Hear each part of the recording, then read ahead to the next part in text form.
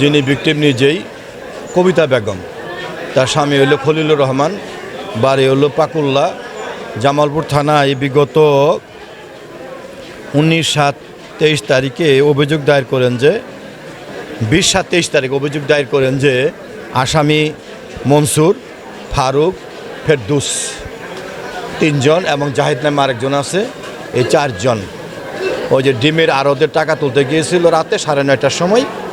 তখন আসামিরা তার স্বামীকে গাছের গুড়ির সাথে বাঁধে রাখে, পরে ভিকটিমকে অপহরণ করে নিয়ে যায় কিছু দূরেই নিয়ে যাওয়ার পরে 3 জন আসামি সহ জাহিদ পালাক্রমে ভিকটিমকে কবিতা বেগমকে জোর করে দর্শন করে। পরে কবিতা বেগম নিজেই জামালপুর থানায় মোকদ্দমা দায়ের করে, মোকদ্দমার নাম্বার জামালপুর থানা মামলা নম্বর 57/20/2023 আর জিআর মোকদ্দমার নম্বর 615/23 দায়ের করার পরে তদন্তকারী কর্মকর্তা এই মোকদ্দমায় তদন্তে প্রাথমিক সত্যতা পাওয়ায় বিজ্ঞ আদালতে বিচারের জন্য চার্জশিট দাখিল করে।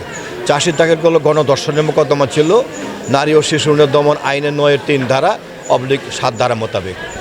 পরবর্তী সময় এই মোকদ্দমায় আসামিদের বিরুদ্ধে চার্জ গঠন করা হয়। আসামিরা সারা জামিনে ছিল এবং উপস্থিতি ছিল। গতকাল আমরা এই মোকদ্দমায় আসামির আইনজীবীর উপস্থিতিতে আর্গুমেন্ট করি, কিন্তু আসামি গতকাল পলাতক হয়। আজকে এই মোকদ্দমাটা রায়ের জন্য দিন ধার্য ছিল।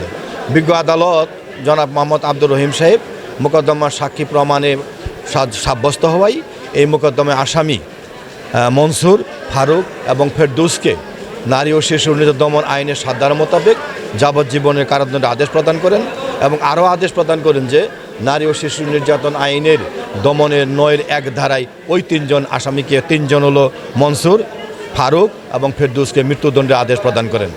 অপর আসামি শিশু থাকায় শিশু মোকদ্দমা ছিল 88/24, ওই মোকদ্দমায় জাহিদকে খালাস প্রদান করে।